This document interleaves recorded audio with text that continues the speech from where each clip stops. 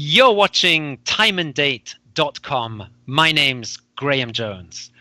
We're continuing our build-up to the Great American Total Solar Eclipse by talking to Monica Young, news editor at Sky and Telescope magazine. Monica, thank you very much for joining us. It's a pleasure to be here. Thank you. Hey, and well, as news editor of Sky and Telescope, you must have read more articles about the August 21st eclipse than almost anyone else on the planet. One thing that we've heard a lot about is this eclipse being sold out in terms of all the hotels and motels along the path of totality being booked up.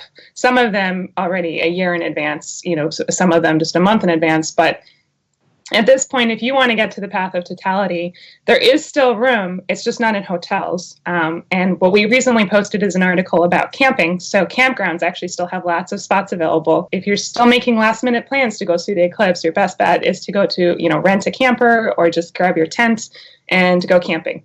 The other big thing that we've been hearing about for the eclipse is the traffic. There's going to be some pretty crazy traffic. So about 12 million Americans live in the path of totality, so they can just go out into their backyard, look up, and see totality, which is pretty amazing. For another 10 million Americans, they're planning to drive or somehow, fly, get to the path of totality to see the eclipse. And for those 10 million Americans, the traffic is going to be pretty crazy, unless you're going to somewhere very rural out in the West. And so what we're recommending to people is that they get to the eclipse at least a day before the eclipse day. So get there on the 20th if possible. If you can, even get there 2 or 3 days in advance. And then obviously what you want to bring with you is eclipse glasses. And so I did want to talk about eclipse glasses just for a moment, because the American Astronomical Society recently released a press release talking about how some vendors are actually selling eclipse glasses that aren't safe. And so they might even have, the ISO, the safety certificate listed on the glasses, but they might still not be safe. And so what the American Astronomical Society has done is actually put together a list of reputable vendors of eclipse glasses. So if you still need to buy those, buy them soon and maybe check this list and make sure that you're buying it from a reputable vendor. And if you don't have solar eclipse glasses, projection viewing is a perfectly wonderful way to view the eclipse. You won't be looking at the sun to do it. You'll instead the simplest way of doing it is you actually just take an index card and you poke a hole in it with a pencil.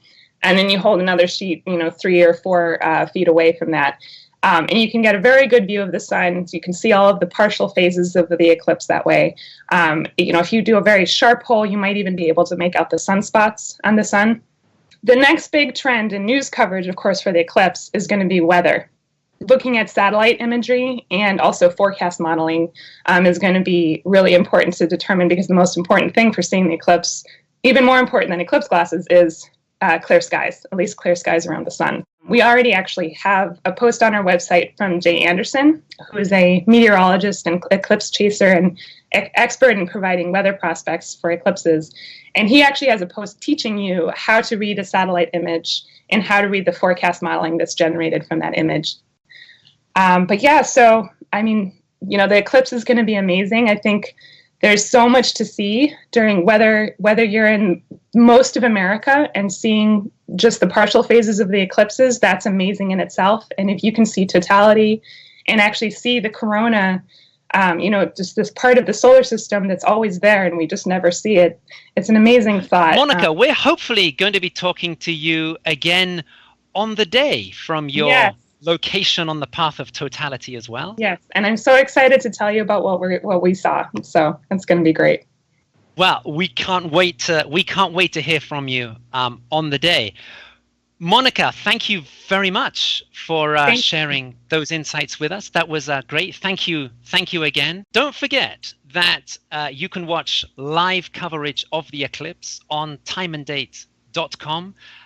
We will have telescope feeds, maps and animations, live interviews and reports from across North America. That is the Great American Eclipse, Monday, August 21st, live on timeanddate.com.